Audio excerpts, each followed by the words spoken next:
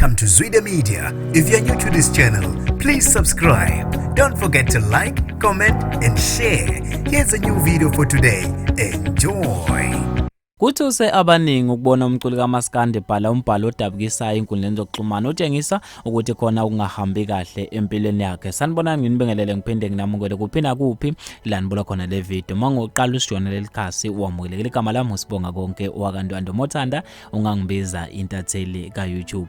Kudide abaningi ukubona uKhuzani impungo sebhala umbhalo odabukisayo inkundleni zokuxhumana ecela ukukhulekiswa ngoba ethi izinto azihambi kahle le eDubai emcimbini beqokwe ukuba ayomela khona oMaskandi. Lokhu ke kuthuse abaningi kwabamangalisa ukuthi ngabe sekwenze njani kuyena uKhuzani. Kuthe kusenjalo kwavela indaba zokuthi ngeke esaperforma kuona lo mcimbi abeqokwe ukuba azomela oMaskandi. NgokoMaskandi News uKhuzani kuthiwa ube nobuhiqihiqi nenkinga zokuthi akhokhelwe imali abebhukwe ngayo. Kwaphinde kwathiwa kube iphutha ukuba abezwe kulo mcimbi. Ubengekho ohlwini labantu bekumele bavakashele lo mcimbi. Futhi ke umcimbi awunamali yokumkhokhela.